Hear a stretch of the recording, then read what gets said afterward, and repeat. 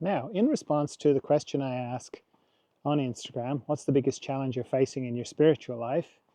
This person said, negotiating the line between speaking up for myself and just giving an egoic opinion. So, what's the difference? I don't mean that in a funny and like in a facetious way, but it's like when you talk about speaking up for yourself, who is this self that you're speaking up for? So that's some to be just put that out there, be letting that sort of swish around.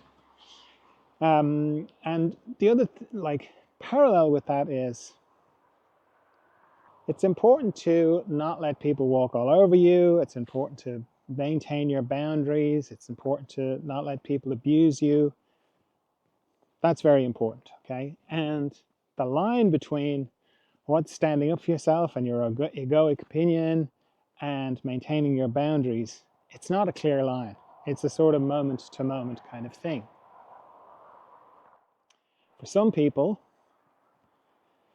saying it's not okay to speak to me like that is really important. For other people, not saying anything is just as important. So it sort of depends on the person, right? But just I have to say that, to take care of your boundaries, to not let people abuse you, that's very important. Now, this thing of standing up for yourself and giving an egoic opinion. Well, how I know the difference is I feel kind of not great. If I deliver my egoic opinion, as this person says, I kind of know. It's a kind of a feeling of like eating too much sweet food. It's like great when it's happening. You're like, yeah, and then this other thing, and this other thing, and how dare you, and whatever. But then afterwards, I feel kind of pukey. It doesn't feel good. I feel like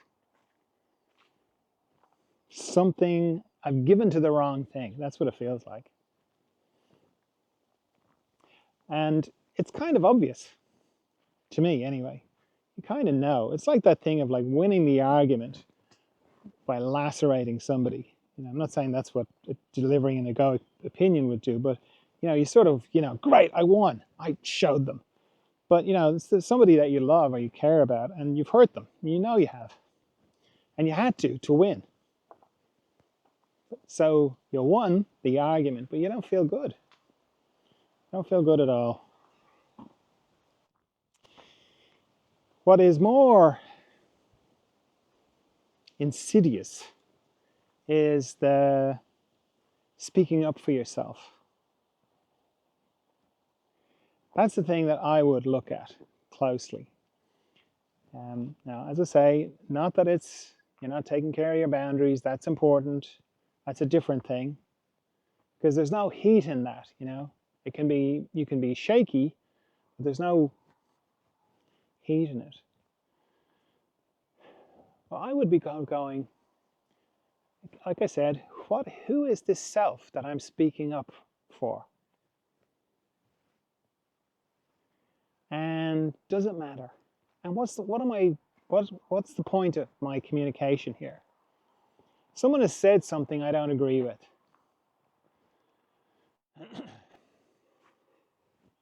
What is that when you break it down? What is it when somebody says something that you don't agree with that makes you want to say something? In my experience, you could say that the person is saying, this is the way it is in my reality. And you are saying, well, that's not the way it is in my reality. This is the way it is in my reality. Now, if you both just said that, there would be a sort of respect. There would be a certain amount of ease. Wouldn't be any conflict or tension. But we don't say that. We go, you're wrong. What you said about reality is wrong. All people are not trustworthy. No, that's not true. Some people are, whatever. The world is out to get you. No, that's not true. And if you think like that, the world will be out to get you, whatever. Comes back to that thing of, you are saying the world is one way, and I disagree. And what it's hard to kind of realize is that you're both arguing about something that doesn't exist.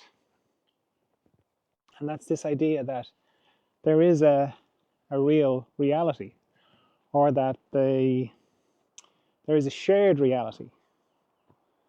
This idea that there is a real world and you can interpret it differently, but that doesn't make any difference to the real world. And that's a hard concept to come to, because it's linked to this thing of like, it's all an illusion, it's all maya, all of which is true, but that's still relating to the illusion as if it's a shared reality. So it's the difference between everyone going to the same movie and arguing about what happened in the movie, or what color this dress was, or what make that car was, or that, and a lot of people wearing individual headsets, all watching a very tailored, specific to them version. But they're able to communicate with each other on headsets. But what each one is, what the little movie that they're watching, or the little experience they're having, is just completely individual to them. And then those two people arguing about the reality. As I said before, it's a bit like a person in Antarctica talking to somebody in Australia about the weather.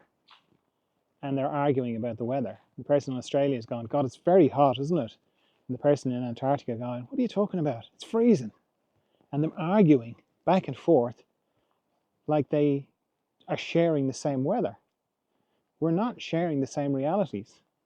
So when you get that, it's like, why argue? If somebody says the world is a terrible place, if you let go of the idea that, we're both watching the same movie, and you hear what's actually being said is, my world is a terrible place. My reality is this way. Then you realize you're getting a report. You're getting a report from that person and what their experience of their reality is.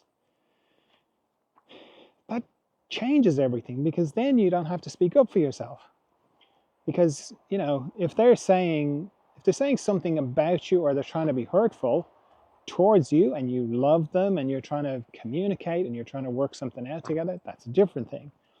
But if it's just somebody saying, something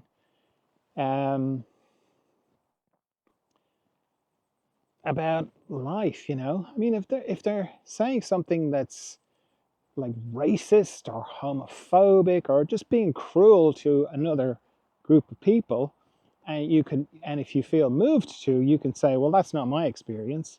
I haven't found that to be the case. But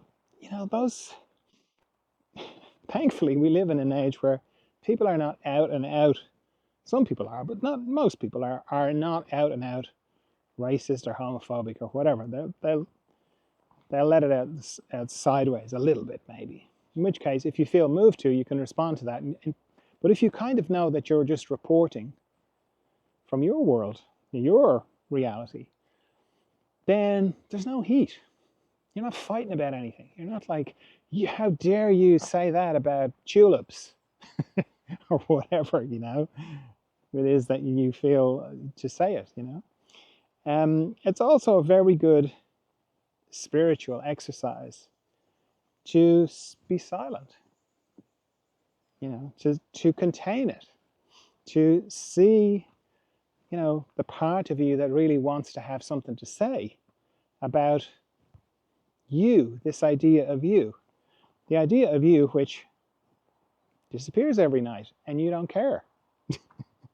So how real is it anyway, if it can just disappear every night and doesn't bother you? So yeah, there's a lot in that. There's a lot of potential to see things about yourself. But fundamentally, it's this idea of a person, that you are a person, that you are who you think you are. And we're not. We're not who we think we are. Because it disappears every night, and yet we return and we're refreshed.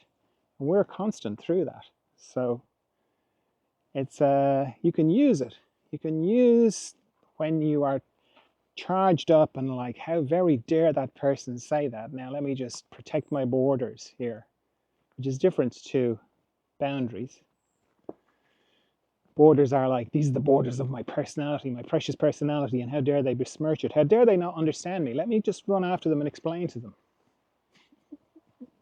We all want to do it. But, if you're listening to me, I'm guessing you're interested in consciousness. So there's great, food for, or resources there for discovering more and more about yourself when this kind of thing happens.